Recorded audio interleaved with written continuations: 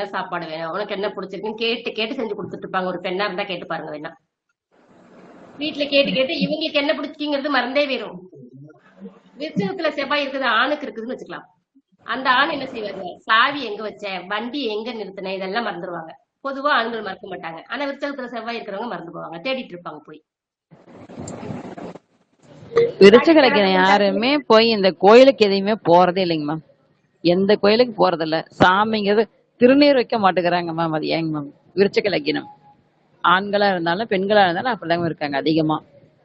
அது அப்படிதாங்க மேம், ஒண்ணும் பண்ண முடியாது. நம்ம என்ன பண்றது, அவங்களுடைய குணமே அப்படி ஆயிடுச்சு. மேடம் விருச்சிக லக்னக்காரர்களுக்கு செவ்வாய் வந்து திக்பலமா சூரியன் சிம்மத்துல இருந்தா என்ன பண்ண பண்ணும் சார்? நான் ஜாதக பலனா சொல்லி கொடுத்துட்டு இருக்கேன். சொந்த ஜாதகம் கேட்க கூடாது சொன்னேன் இல்லீங்களா? காலபுருஷ தத்துவம் தான் சொல்லி கொடுத்துட்டு இருக்கேன். என்ன சப்ஜெக்டோ அதை தாண்டி வெளியே போகாதீங்க. மாதிரி ஓடி போயிடும். சப்ஜெக்ட்ல தான் இருக்கேன். ஏன்னா அங்க செவ்வாய் வந்து சூரியன் வீட்டுல உட்காந்துரு, சூரியன் இருக்குல்ல சார், செவ்வாய் சூரியன் வீட்டுல பலமா தான் இருப்பாரு. விருச்சக லக்னத்திற்கு அவர் லக்னாதிபதி போய் திக்பலம் பெறாரு. அப்ப 6 குடையவர் 10ல போய் திக்பலம் பெறாரு. அப்ப வேலை வாய்ப்புகளா சூப்பரா இருக்கும். 6-10 கனெக்ஷன் நல்லதுங்க. வேலை வாய்ப்பு நல்லா இருக்கும், தொழில் நல்ல விதமா நடக்கும். திக்பலம் பெற்ற செவ்வாய் லக்னத்தை பார்க்கும்போது ஜாதகருக்கு வீடு வாசல் உண்டு. பாத்தீங்கன்னா இப்ப எல்லாருமே ஆளுக்கு கேட்க ஆரம்பிச்சிருவாங்க. தயவு செய்து கேட்காதீங்க. வீடுல வந்து பாவக பலன்கள் நடத்திட்டு இருக்கிற வந்து படிச்சுக்கோங்க இல்லையா? அவங்க அப்ளை பண்ணி தெரிஞ்சுக்கோங்க. மேம், விருச்சிக லக்னக்காரங்க வந்து ரொம்ப பக்தி இல்ல வெளியில காமிக்கிறாங்க. அவங்க வந்து உள்ளுக்குள்ளேயே தேடுறவங்களா இருப்பாங்க இல்ல மேம்? பொதுவா 8ஆம் அதிபதியா வருதுனால, 8ஆம் இடமா வருதுனால ஆள் மனசுக்குள்ள அவங்க உள்ளுக்குள்ள அந்த தேடல் இல்ல.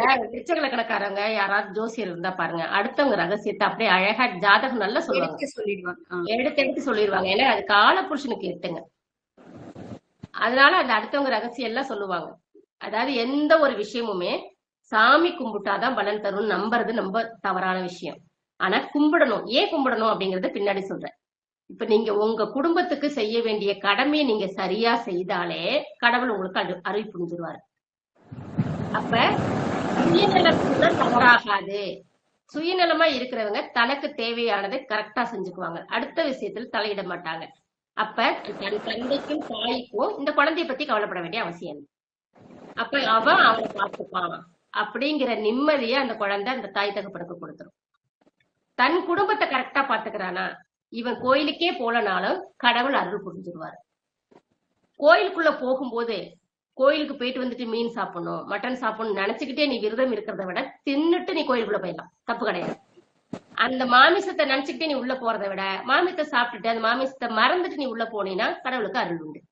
இந்த கோயிலுக்கு போகணும், இதெல்லாம் செய்யணும்னு ஏன் சொல்லி வச்சிருக்காங்க? காலையில நேரத்துல எந்திரிக்கணும். நேரத்துல எந்திரிச்சு வெளியே போனீங்கன்னா ஓசோன் படலம், ஓசோன் வந்து பூமியில வந்து இறங்கி நிற்கும். சூரிய வெளிச்சம் வரும்போது அது கலைஞ்சிரும். அப்ப சூரிய வெளிச்சத்துக்கு முன்னாடி எழுந்திரிச்சு வெளியே போனாதான் அந்த பனி காத்தோட அந்த ஓசோன் வந்து நம்ம உடம்புக்குள்ள வரும். அந்த உடம்புக்குள்ள வந்து அந்த ஓசோனை நம்ம உடம்புக்கு தேவையான சத்துக்கள் எல்லாத்தையும் கொடுக்கும். அப்ப ஆண் என்ன செய்வாங்க, வெயில்ல போய் வெட்டுறது வேலையெல்லாம் செய்வாங்க. அந்த சூரிய ஒளியில இருந்து எல்லாமே அவங்களுக்கு கிடைக்கும். ஆனா பெண்ணுக்கு அது கிடைக்காது. அதனாலதான் காலையில வாசல் தொழி, கோலம் போடு அப்படி சொல்லுவாங்க. மார்கழி மாசத்துலதான் அந்த பனி வந்து அதிகமா வரும். அந்த ஓசோன் வந்து அதிகமா நம்ம பூமிக்கு வருது. அந்த ஓசோன் நமக்கு பெண்களுக்கு வேணும். இந்த பெண்ணுக்கு வேணும் அப்படிங்கறதுனால மார்கழி மாசம் பெரிய கோலம் போட்டு கலருது. 1 மணி நேரமாவது அந்த பனியில நம்ம நிற்போம். அந்த பனி அவ்வளோ உடம்புக்கு நல்லது. ஆனா ஆணுக்கு என்ன சொல்லியிருக்கிறாங்க, அந்த சூரியன் நீசமாயிடும், உயிரணுக்கள் விந்தணுக்களில் உயிரணுக்கள் சக்தி குறைந்து போயிடும், அவங்களுக்கு இருக்கவே இருக்காது அந்த நேரத்துல. அப்ப இவங்க கல்யாணம் ஆகி 2-3 வருஷம் ஆயிடுச்சுன்னா இன்ட்ரெஸ்ட் குறைஞ்சிரும். அப்ப இவங்களுக்கு இந்த உயிரணுக்கள் உற்பத்தி ஆகணும் அப்படின்னா அவங்களும் இந்த பணிக்கு போகணும். அதனாலதான் மார்கழி மாசத்துல நீ மாலை போடு, கார்த்திகை மார்கழியில மாலை போட்டு வெறுங்கால்ல அந்த அக்கு பிரசர், இந்த கல்லெல்லாம் குத்துறது, வெறுங்கால்ல போகும்போது எல்லா நரம்பு, எல்லா விதமான நரம்புகளும் பாதத்துல ஆரம்பிச்சு இங்க வந்து முடியுதுங்க. இந்த விரல் நுனியில வந்து இப்படி சுத்தி ஒரு ரவுண்ட் வந்து எல்லாம் முடியும். அப்ப அங்க அக்கு பிரசர் கொடுக்கும் போது எல்லா நரம்புகளும் வேலை செய்யும். இந்த பனியில வெளியில எல்லாம் போயிட்டு அத்தனை நாள் விரதம் இருந்து எல்லாம் செய்யும் போது புதிய உயிரணுக்கள் உற்பத்தி ஆயிரும். பெண்களை கோலம் போடுன்ட்டாங்க, ஆண்களை கோயிலுக்கு போன்ட்டாங்க. அவங்க பாருங்க அதிகமா ட்ரெஸ் பெரிய நல்ல வெட்டி ட்ரெஸ் எல்லாம் போடாம தான் சாதாரணமா தான் கோயிலுக்கு போயிட்டு வராங்க. எல்லாம் அந்த வெயில் அந்த பனி எல்லாமே உடம்புக்கு வேணும். வாசல்ல ஏன் சாணி தொளிக்க சொல்றாங்க? எந்த கிருமியும் வீட்டுக்குள்ள வராம இருக்கிறதுக்கு வைக்க சொல்றாங்க. வாசல்ல என்ன வைக்கிறாங்க? கொய்யா மரம் வைங்கன்னு சொல்றாங்க. அந்த கொய்யாவுடைய காத்து அந்த இலையில உள்ள அந்த மரத்துல உள்ள காற்று நம்ம உடலில் உள்ள புதுப்படியான வியாதிகளை குணப்படுத்தும். நிறைய வியாதிகளை குணப்படுத்தக்கூடியது இருக்குது. அப்ப அந்த கொய்யா மரத்துக்கு அடியில அந்த குழந்தைகள் விளையாடும் போது அதுக்கு ரொம்ப நல்லது. வேப்ப மரம் இருக்கிறது நல்லது. முருங்கை மரத்துல நிறைய பூச்சி வரும். அந்த பூச்சி இந்த குழந்தைங்க தெரியாம எடுத்து சாப்பிட்டுரும், இல்ல மேல விழுந்தா அரிக்கும். அதனால வீட்டுக்கு முன்னாடி வைக்காத, வீட்டுக்கு பின்னாடி வை. முருங்கை மரம் வைக்க கூடாதுன்னு யாருமே சொல்லல. வீட்டுக்கு பின்னாடி குழந்தைங்க கடைசியில கொண்டு போய் வச்சிரு. குழந்தை வீட்டுக்கு முன்னாடி விளையாடுற இடத்துல வைக்காதன்னு தான் சொல்லியிருக்காங்க. அது வைத்தால் தர்த்திரியம்லாம் கிடையாது. ஒரு முருங்கை மரமும் ஒரு மாடும் ஒரு வீட்டுல இருந்ததுன்னா அந்த அந்த குடும்பம் தலைக்கும். தனக்கு தேவையான அந்த உடம்புக்கு தேவையான அத்தனை சத்தம் அந்த முருங்கை இலையில இருக்கு. முருங்கைக்கீரையில இல்லாத சத்தே இல்லை. கீரைகளில் சிறந்தது முருங்கைக்கீரை. அப்ப அந்த ஒரு மாடு ஒரு முருங்கை மரமும் இருந்தாலே ஒரு குடும்பம் பொழைச்சுக்கும். அந்த முருங்கை மரத்தையும் அந்த மாட்டையும் கொண்டு பின்னாடி கட்டிட்டாங்க. அது எப்ப வேணா சாணி போடும். அந்த சாணியை கொண்டு வந்து இங்க தெளிச்சு போட்டீங்கன்னா எந்த கிருமியும் அதை தாண்டி உள்ள வராது. வீட்டுக்கு முன்னாடி துளசியையும் கற்பூரவள்ளியும் வள உள்ள வர காத்த சுத்தம் பண்ணி தரும். பிராமின் வீட்டுல பின்னாடி துளசி செடி வச்சிருப்பாங்க, தெற்கு பக்கமா வரும். ஏன்னா காத்து அந்த திசையில இருந்து வரும்போது அந்த துளசி சுத்தம் பண்ணி தரும். அதனாலதான் துளசி மாடம். இந்த துளசி மாடத்தை சுத்தி சுத்தமா வச்சுக்கோ. சாமி கும்பிடு, சாணி தொழி, எந்த கிருமியும் இல்லாம உள்ள சுத்தம் பண்ணி வரும். நீங்க வந்து இந்த மிளகாய் கரிசொம்பு இதெல்லாம் போத்து கொண்டு விட்டுருப்பாங்க. இதுவும் காசு காத்த சுத்தம் பண்ணக்கூடிய விஷயம்தான். இது எல்லாமே நமக்கு ஒரு விதத்துல வேலை செஞ்சுக்கிட்டே தான் இருக்குது. நம்ம அதை மூட நம்பிக்கையை நினைச்சு இன்னைக்கு எல்லாரும் விட்டுட்டோம். மூட நம்பிக்கை எல்லாம் கிடையாதுங்க. ஒவ்வொரு விஷயத்துக்குள்ளேயும் இந்த காலப்புருஷ தத்துவத்துல எப்படி இருக்கோ அத்தனை விஷயமும் அதுக்குள்ள இருக்குதுங்க. எல்லா விஷயத்துலயும் குழந்தைங்க வளர வளர இவங்க தன்னுடைய பிரெயின் ரொம்ப வேலை செய்யறதா நினைச்சுக்கிட்டு இப்ப யாரும் எதுவும் செய்யறதில்லை. இப்ப இருக்கிற எல்லாருக்கும் கர்ப்பப்பை பிரச்சனையில இருந்து எல்லா பிரச்சனையும் உண்டு. போன் யூஸ் பண்ணவே கூடாது. கண் பிரச்சனை, கர்ப்பப்பை பிரச்சனை எல்லாம் வந்தே தீரும். நம்ம ஆனா இன்னைக்கு எல்லாத்தையும் போன்ல தான் செஞ்சுட்டு இருக்கோம். ஆண்களுக்கு வருது மேடம், ஆண்களுக்கு விந்தணு குறைபாடு வருது இல்லைங்க? குறைபாடு வருங்க, எல்லாமே வருங்க. அப்ப அந்த காலத்துல என்னெல்லாம் செய்தாங்களோ அதெல்லாம் நம்ம உடல் சார்ந்து நமக்கு நன்மைக்காக மட்டுமே செய்யப்பட்டது. எதுவும் மூட நம்பிக்கை இல்லை. அமாவாசை விரதம் இரு, அமாவாசை அன்னைக்கு நீ நான்வெஜ் சாப்பிட்டீங்கன்னா எப்போதும் அமாவாசை பௌர்ணமி நாட்கள்ல நம்மளுடைய உயிராற்றல் வெளிநோக்கி போகும், மேல வரும், மேல இழுத்துட்டு போகுங்க உயிராற்றல். அதிகமா அமாவாசை பௌர்ணமி நாட்கள்ல உடல்நிலை சரியில்லாம இருக்கக்கூடிய வயதானவர்கள் எல்லாம் இறந்து போவாங்க. நீங்க போய் பாருங்க, எத்தனை விசாரிச்சு பாருங்க எத்தனை பேர் இறந்துருப்பாங்கன்னு. உயிராற்றல் மேல் நோக்கி இருக்கும். அப்ப அத தன் உயிராற்றலை உடல்ல தக்க வச்சுக்கிறதுக்கே அது போராடணும். அந்த காலத்துல போய் நான்வெஜ் சாப்பிட்டீங்கன்னா இது செரிக்குமா இல்ல இந்த உயிரை பிடிக்குமா? நிறைய பேர் அமாவாசை பௌர்ணமியில நான்வெஜ் சாப்பிட்டவங்க இறந்து போனவங்க ஏகப்பட்ட பேர் உண்டு. தீபாவளி வருது இல்ல மேடம்? ஆமாங்க, தீபாவளிக்கு எந்த ஒரு வீடு தவறாம இருக்கும் அமாவாசை அன்னைக்கு. அந்த ஒரு நாளைக்கு தான் அதை செய்யறதுக்கு அனுமதிச்சிருக்காங்க. அதனால அமாவாசை இல்லாத தீபாவளிக்கு தான் நான்வெஜ் செய்ய சொல்றாங்க. இந்த மாதிரியான விஷயங்கள் எல்லாத்துக்குள்ளயும் ஒரு ஒரு ரீசனை வச்சிருக்காங்க. உயிர் பிரிஞ்சு நீங்க கடற்கரையில போய் அமாவாசை பௌர்ணமி நாளுக்கு பாருங்க, அலை மேல் நோக்கி போகும், பயங்கரமா எலும்பும். அந்த அளவுக்கு அலையவே இழுக்கிற சக்தி உண்டு இந்த பிரபஞ்சத்துக்கு. அந்த நேரத்துல ஈர்ப்பு சக்தி அந்த அளவுக்கு உண்டு, மேல் நோக்கி இழுக்கும் அந்த நேரத்துல. அப்ப உயிரும் மேல் நோக்கி இழுக்கும். நம்ம உடலுக்கு சாப்பிடக்கூடிய விஷயங்கள் சீக்கிரம் செரிமானமாகக்கூடிய விஷயங்களா இருக்கணும். அதனாலதான் அன்னைக்கு சாம்பார் வச்சு சாமி கும்பிட்டு சாப்பிடு. அப்ப நீ அமாவாசை விரதம், நீ இந்த உடம்புக்கு நல்லது இல்லைன்னு சொன்னா நீங்க யாருமே கேட்க மாட்டீங்க. தாயும் தகப்பனும் செத்துட்டாங்க, நீ விரதம் இருன்னு சொன்னா எல்லாரும் விரதம் இருப்பீங்க. இதுலயும் கர்மா உண்டு, அவங்க சொல்றது தப்பு கிடையாது, இருக்கு, அதுலயும் இருக்கு. தாயும் தகப்பனுக்கும் நம்ம கொடுக்கணும் அப்படிங்கிற ரூல் எல்லாமே உண்டுதான், அதெல்லாம் இல்ல. இந்த விஷயத்தின் காரணமா அது உருவாக்கப்பட்டாலும் அதுலயும் அர்த்தம் இருக்குது. எல்லா விஷயங்களுக்குள்ளமே எல்லாமே இருக்குதுங்க. எதுவுமே ஒரு சின்ன விஷயம் கூட பொய் கிடையாது. தேவையில்லாத சம்பிரதாயம் மூட நம்பிக்கை கிடையவே கிடையாது. நம்ம உண்மை தெரியாம நம்ம ஜோதிடத்தையும் தவறுன்னு சொல்றோம். ஜோதிடம் தவறல்ல, ஜோதிடர்கள் தவறானவர்கள். சரியா படிக்கல, சரியா பலன் சொல்ல தெரியல, சரியா நிர்ணயிக்க தெரியல. அதனால ஜோதிடம் தப்புன்னு எல்லாரும் சொல்றாங்க. இப்ப நான் உங்க கண்ணு முன்னாடியே இத்தனை பலன் சொல்லியிருக்கேன், எல்லாரும் ஆமான்னு சொல்லியிருக்கீங்க. யாராவது இல்லைன்னு சொன்னீங்களா? அப்ப ஜோதிடத்தை கரெக்டா தான் வச்சிருக்குது எல்லாமே. நம்ம முன்னோர்கள் தவம் பண்ணி அந்த ஆற்றல்ல இவ்வளவையும் கண்டுபிடிச்சிருக்காங்க. அவங்களுக்கு அந்த வளர்ச்சி எந்த அளவுக்கு இருந்திருக்குன்னு யோசிச்சு பாருங்க. இன்னைக்கு நம்ம சுக்கரன் அதிகப்படியா வேலை செய்ய விட்டு, இன்னைக்கு சுக்கரன் வேலை செய்யல. இன்னும் சொல்ல போனா அதிகமா ராகு வேலை செய்யறாரு, அதிகமா ராகுதான் வேலை செய்யறாரு.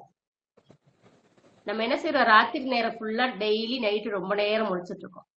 11:45 இருந்து 3:45 மணி வரைக்கும் ஒரு நபர் தூங்கியே ஆகணும், இல்லைன்னா அவனுடைய உடல் உறுப்புகள் கெட்டு போகும். நீ எந்த தசையில என்ன தவறு செய்தியோ அந்த கிரகம் சார்ந்த நோய் உன்னை காட்டி கொடுக்கும். நீ சுக்கர தசையில தவறு செஞ்ச, சுக்கர புத்தியில நீ தவறு செஞ்ச அப்படின்னா உனக்கு கிட்னி ப்ராப்ளம் வரும், யூரினல் இன்ஃபெக்ஷன் வரும். குரு புத்தியில நீ தவறு செஞ்ச அப்படின்னா கொழுப்பு சம்பந்தப்பட்ட நோய் வரும். நீ என்ன செய்யறங்கிறத அது வெளியே காட்டி கொடுத்துட்டு தான் இருக்குது, நமக்கு தான் அது தெரிஞ்சுக்க தெரியல. இந்த தசா புத்தி அதனால நோய் வருது, நம்ம இந்த காலத்துல வரும்னு சொல்லிடுறோம். எதனால வருது? நம்ம செஞ்ச தவறுனால வருது. அந்த கிரகம் காட்டி கொடுக்குது வெளியில, அது காட்டி கொடுக்குதுன்னு தெரியாம நம்ம உட்காந்து எல்லாத்தையும் பண்ணிட்டு இருக்கோம். சரிங்க, 2 மணி நேரம் ஆயிடுச்சு. வகுப்பினை நிறைவு செய்து கொள்ளலாம். எப்படி இருந்தது வகுப்பு? Ma'am excellent ma'am, thank you. Madam ஒருத்தர் அருமையா சிறப்பான வகுப்பு மேடம். புரிதல் மேலும் கூர்மையாகிவிட்டது.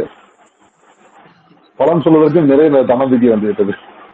அதாங்க, காலபுருஷ தத்துவம் பலன் சொல்ல அவ்வளவு விஷயங்கள் வச்சிருக்குதுங்க, உள்ளுக்குள்ளார வச்சுட்டே இருக்கு. நமக்கு தெரியல, நமக்கு யோசிக்க கத்துக்கணும்.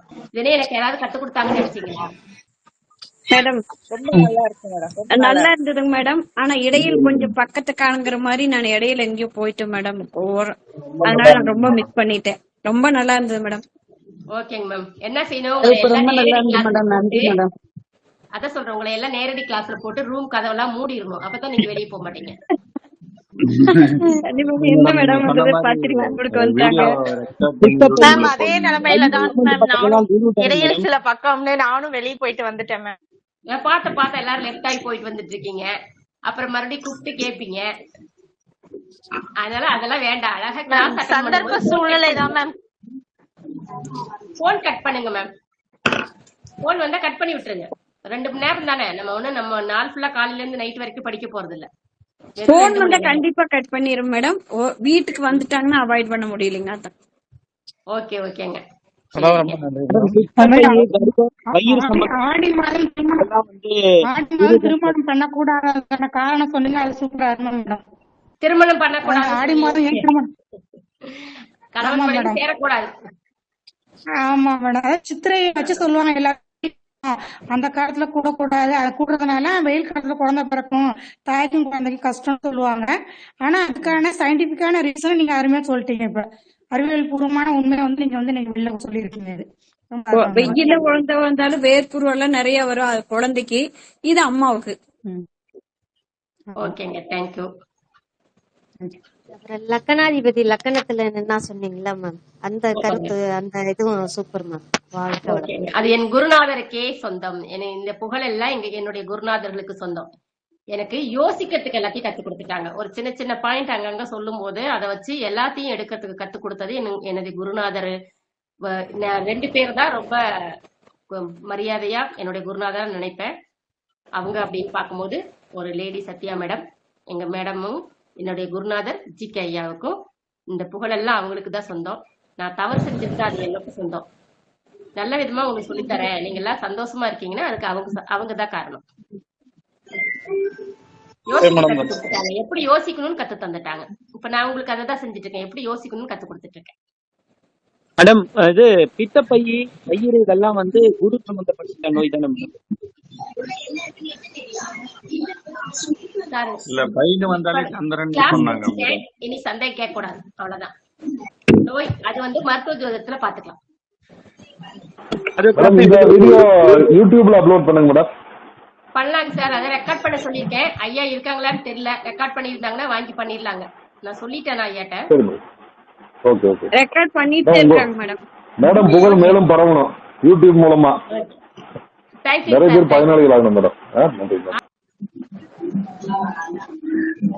மேடம் அறம்பொருள் இன்பம் வீடு வாழ்க்கை தத்துவத்தை பிரமாதமா எடுத்து விட்டீங்க மேடம். மோட்சம் வரைக்கும் சூப்பரா சொன்னீங்க. குழந்தை உருவாகுதுல இருந்து என்ன தேவைன்னு சொல்லி அறம்பொருள் இன்பம் வீடு வாழ்க்கையோட மெயின் தத்துவம் பிரமாதமா எடுத்தீங்க மேடம். Thank you madam. ஓகேங்க சார். தேங்க்யூங்க சார். திருக்குறள் நாலடியார் எல்லாமே வந்துருச்சு மேடம். போதும் மேடம் ஓகே ஓகேங்க. ரொம்ப ரொம்ப அருமையா இருந்தது மேடம். நான் ரொம்ப நாள் மிஸ் பண்ணிட்டேன். ஓகே ஓகேங்க. ரொம்ப நாள் கழிச்சு வந்திருக்கீங்க உள்ளார கிளாஸ்ல. செம்ம சான்ஸே இல்ல. அழகா நீங்க நல்லா எக்ஸ்பிளைன் பண்ணீங்க. நல்ல ஒரு புரிஞ்சுக்கோ. கொஞ்சம் கம்மி பண்ணிருக்கேன்.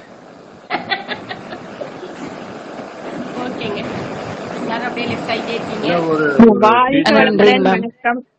ஒரு டீச்சர் ஸ்டூடெண்ட் மாதிரி இல்லாம நீங்க ஒரு ஃப்ரெண்ட்லியா எக்ஸ்பிளைன் பண்ணிட்டு போறீங்க. அது நமக்கு ஃபாலோ பண்ணிட்டு வர்றதுக்கு ரொம்ப ஈஸியா இருக்கு ஆக்சுவலி. ஓகேங்க சார். Thank you sir. சிறுன்னு உட்காந்து என்ன பண்ண போறோம்? நம்ம இருக்கிற வரைக்கும் யாருக்கோ ஒருத்தருக்கு உதவியா இருந்துட்டு போகணும். ஒண்ணும் சாதிக்க போறது இல்லைங்க. நன்றி மேடம். நன்றி மேடம். நன்றிங்க. ரொம்ப நன்றி. ஓகேங்க. Thank you madam.